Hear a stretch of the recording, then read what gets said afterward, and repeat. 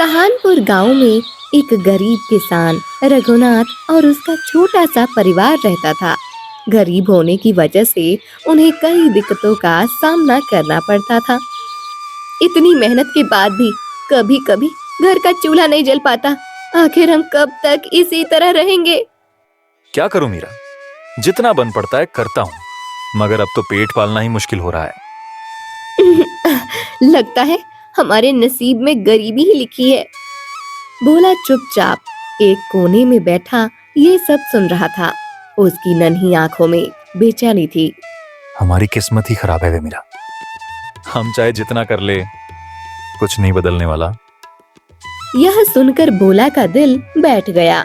क्या वाकई उनकी किस्मत खराब थी? उसे लगा कि अगर वह भी बस यूं ही बैठा रहेगा तो कुछ नहीं बदलेगा। नहीं, कुछ तो करना होगा। अगली सुबह भोला बिना कुछ कहे घर से निकल पड़ा। रास्ते में उसने गांव के बड़े लोगों को देखा जो आराम से बैठे थे, जबकि रघुनाथ जैसे लोग मेहनत के बाद भी भूखे थे। उसके मन में कई सवाल उठने लगे। क्या सच में मेहनत करने वालों की किस्मत खराब होती है, या हम कुछ नया करने की हिम्मत ही नहीं जुटा पाते? अगले दिन भोला उदास मन से बाजार में घूम रहा था। हर तरफ चहल पहल थी, मगर उसके मन में एक अजीब सा खालीपन था। तभी उसने एक व्यापारी को ग्राहकों से बात करते हुए सुना। जो चीज लोगों को बेकार लगती है, असली पैसा वहीं छुपा होता है। भोला को व्यापारी की बात थोड़ा अजीब लगी। फिर वो मन ही मन कुछ सोचने लगता है। तभी उसे ख्याल आता है कि गांव में बबूल के पेड़ बहुत हैं, जिनकी टहनियाँ लोग काट कर फेंक देते हैं। मगर उसने सुना था कि शहर में बबूल की दातून बिकती है। अगर मैं इन टहनियों को सही से तैयार करके बेचूं, तो शायद कुछ पैसे आ सकते हैं। भोला तुरंत तालाब के पास पहुंचा और बबूल की टहनियाँ इकट्ठी करने लगा। कुछ ही देर में उसने एक गठरी तैयार कर ली। उसकी मेहनत देखकर एक गांव का लड़का वहां आ गया। भोला, तू ये बबूल की लकड़ियां क्यों इकट्ठा कर रहा है? तू देखता जा राजू, यही टहनियाँ मेरी किस्मत बदलेंगी। अगले दिन वह शहर पहुंचा और एक पान की दुकान पर गया। वहां दुकानदार ग्राहक से बात कर रहा था। भोला ने अपनी गठरी नीचे रखी और हिम्मत जुटाकर, साहब, मेरे पास ढेरों बबूल की ताज़ी दातून है, क्या आप इन्हें खरीदना चाहेंगे? अब भोला अपनी गठरी से दातून निकालकर उस दुकान वाले को दिखाने लगता है। अरे वाह, ये तो ताजी ताजी दातुन है। शहर में लोग इस दातुन की मांग भी करते हैं। अच्छा बता, ये दातुन कितने में देगा? साहब, आज मैं पहली बार कुछ सामान बेच रहा हूँ, आपको जितना ठीक लगे दे सकते हो। अब दुकानदार ने उसे अच्छे पैसे दे दिए। पहली ही बार में भोला को उम्मीद से ज्यादा पैसे मिले। उसकी आंखों में चमक आ गई। वह खुश होकर गांव लौटा और अपनी माँ को पैसे दिखाए। अरे, इतने पैसे कहाँ से आए? माँ, मैंने बबूल की दातून बेचकर ये पैसे इकट्ठे किए हैं। अब से मैं रोज दातून बेचा करूंगा। अब भोला ने गांव के दूसरे जरूरतमंद लड़कों को भी अपने काम में जोड़ लिया। धीरे धीरे उसकी कमाई बढ़ने लगी। भोला अपने हालातों को सुधारने की कोशिश कर रहा होता है, लेकिन उसकी तरक्की कुछ लोगों को हजम नहीं हो रही थी। ये रघुनाथ का बेटा शहर में जाकर सामान बेच रहा है। अगर इसे रोका ना तो ये पूरे गांव को आत्मनिर्भर बना देगा और फिर सारे गांव वाले अपनी मनमानी करने लगेंगे। अब और नहीं, मुझे ही कुछ करना होगा। अब मुखिया ने रघुनाथ के घर बुलावा भेजा। कुछ ही देर बाद रघुनाथ मुखिया के पास आ जाता है। देख रघुनाथ, तेरे बेटे ने पूरे गांव वालों को बिगाड़ कर रख दिया है। मैं तुझे चेतावनी देता हूँ, इसे अभी से रोक ले, नहीं तो अंजाम ठीक नहीं होगा। मुखिया की बात सुनकर रघुनाथ घबरा गया। घर लौटकर रघुनाथ ने गुस्से में भोला को बुलाया। भोला घर में अपनी दातून की गट्ठर ठीक कर रहा होता है। भोला, अब से ये काम छोड़ दे। तेरे इस काम पर मुखिया की नजर है। तुझे तो पता है कि मुखिया कैसा आदमी है, इसलिए तू अभी से इस काम को छोड़ दे। लेकिन पिताजी, मैंने कुछ गलत नहीं किया। मैं तो बस मेहनत कर रहा हूँ। बेटा, हम गरीब लोग हैं, हमारा आगे बढ़ना मुखिया नहीं देख सकता और इसी के चलते वो हमारे साथ कुछ भी कर सकता है। माँ, अगर मैं डर कर पीछे हट जाऊं तो हम हमेशा के लिए गरीब ही रह जाएंगे। हमें कुछ न कुछ तो करना ही होगा। भोला अपने पिताजी की बात सुनता तो है, लेकिन अब उसके मन में कुछ कर गुजरने का जुनून था। कुछ देर सोचने के बाद उसके दिमाग में एक और नया आइडिया आता है। अगर हम सभी मुखिया की बातों से डर गए तो कुछ भी नहीं कर पाएंगे। मैं इस तरह डर कर नहीं बैठ सकता। मैं अपना काम आगे बढ़ाऊंगा।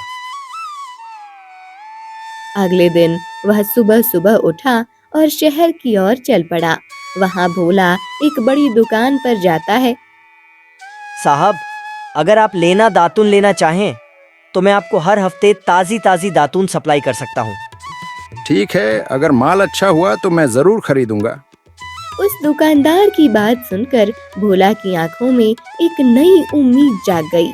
अब वह और भी जोश के साथ आगे बढ़ने को तैयार था। भोला अब पहले से ज्यादा सतर्क और होशियार हो चुका था। उसकी सोच बदल रही थी। अब वो हर चीज को एक नए नजरिए से देखने लगा। एक दिन वह गांव में घूम रहा था, तभी उसने देखा कि कुछ लोग सूखी लकड़ियों को बिना सोचे समझे जला रहे हैं। उसके दिमाग में एक नई योजना आई। अगर मैं इन लकड़ियों को शहर में बेचूं तो शायद अच्छी कीमत मिल सकती है। भोला ने बिना समय गवाए लकड़ियां इकट्ठी करनी शुरू कर दी। उसने उन्हें बड़े गट्ठरों में बांधा और शहर की ओर चल पड़ा। कुछ देर बाद वो शहर में एक बढ़ई की दुकान पर पहुंचा। भैया, क्या आपको अच्छी और सूखी लकड़ियां चाहिए? मैं इस तरह की लकड़ियां आपकी दुकान पर हर हफ्ते पहुंचा सकता हूं। देखने में अच्छी लगती है। अगर सही दाम लगाओ तो मैं सभी लकड़ियां खरीद सकता हूँ। ठीक है भैया, आपको जो सही लगे आप वही दाम दे देना। भोला का यह काम तेजी से बढ़ने लगा। अब वह और भी लकड़ियां इकट्ठा करता और हर हफ्ते शहर में बेच देता। कुछ महीनों बाद उसकी कमाई पहले से ज्यादा हो गई, मगर उसने सोचा अब कुछ नया करना चाहिए। एक दिन वह एक खिलौने की दुकान के मालिक से मिलता है। भैया, अगर मैं लकड़ी से खिलौने बनवाऊं तो क्या आप खरीदेंगे? क्या तुम मुझे कुछ अलग तरह के खिलौने बनाकर दे सकते हो? हाँ, क्यों नहीं भैया। मैं आपको कुछ अलग तरह के खिलौने दूंगा जो ज्यादा लोगों को पसंद आएगा। अगर डिजाइन अच्छे हुए तो मैं जरूर लूंगा। भोला ने बढ़ई से खिलौना बनवाने शुरू किए और गांव के मेलों में भी बेचने लगा। धीरे धीरे उसकी आमदनी और बढ़ने लगी। अब वो सिर्फ एक लकड़ी बेचने वाला नहीं, बल्कि एक छोटे व्यापारी के रूप में उभर रहा था। भोला के खिलौने अब शहर में मशहूर होने लगे थे। एक दिन एक बड़े व्यापारी की नजर उसके खिलौनों पर पड़ी। संजोग से भोला भी वहीं पर था। वो अपने खिलौने को बेचने के लिए आया हुआ था। साहब, ये मैंने बनाए हैं। अगर आपको पसंद हो तो मैं और भी बना सकता हूँ। ओह अच्छा, अगर मैं तुम्हें खिलौनों का बड़ा ऑर्डर दूं तो क्या तुम पूरा कर पाओगे? भोला के लिए यह किसी सपने से कम नहीं था। उसने बिना वक्त गवाए गांव के और लोगों को इस काम में लगा दिया। अब पूरा गांव खिलौने बनाने में जुट गया। कुछ महीनों में भोला का कारोबार तेजी से बढ़ने लगा। उसने सोचा अगर मैं अनाज का व्यापार भी करूं तो और फायदा होगा। अब भोला गांव के किसानों से अनाज खरीदकर उसे शहर में ऊंचे दाम पर बेचने लगा। धीरे धीरे उसकी आमदनी और बढ़ती गई। एक दिन भोला और गोपाल एक साथ होते हैं। अगर हम छोटे छोटे मुनाफों का सही जगह उपयोग करें तो एक बड़ा व्यापार बन सकता है। भोला, तूने ये सब इतनी जल्दी कैसे सीख लिया? बस गरीबी और घर की तकलीफें सब कुछ सिखा देती है। भोला अब सिर्फ खिलौने ही नहीं बल्कि अन्य चीजों का भी व्यापार करने लगा। उसने गांव में ही एक छोटी सी दुकान खोल ली, जहां वह शहर से लाई चीजें बेचता था। अब भोला का व्यापार चारों ओर फैल चुका था। वह सिर्फ एक छोटे व्यापारी नहीं बल्कि एक बड़े कारोबारी के रूप में उभर रहा था। बेटा, तुझे देखकर लगता है कि हमारी गरीबी के दिन अब खत्म होने वाले हैं। पिताजी, जब इरादा मजबूत हो तो गरीबी भी ज्यादा दिन नहीं टिक सकती। भोला की मेहनत रंग लाई। अब वह पूरे गांव में सबसे अमीर आदमी बन चुका था। उसका घर बड़ा हो गया, खेत हरे भरे और सबसे बड़ी बात, अब उसके माता पिता खुश थे। भोला, तूने इतनी तरक्की कैसे कर ली? पहले तो तू भी हमारी तरह गरीब था। बस सही चीज को सही नजर से देखो। बेकार समझी जाने वाली चीजों में भी सोना छुपा होता है। भोला अब सिर्फ अपने लिए नहीं बल्कि पूरे गांव के लिए सोचने लगा था।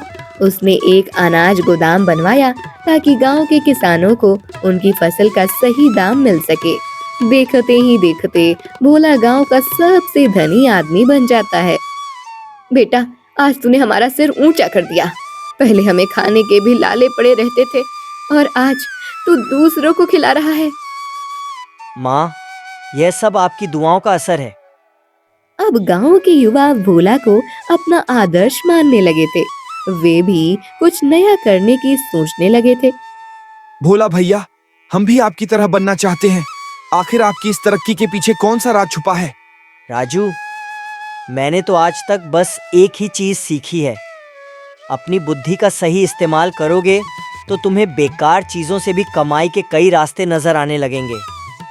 अब भोला सिर्फ एक व्यापारी नहीं बल्कि पूरे गांव की प्रेरणा बन चुका था। उसकी कहानी ये साबित कर रही थी कि सही बुद्धि और मेहनत से कोई भी इंसान अपनी तकदीर बदल सकता है।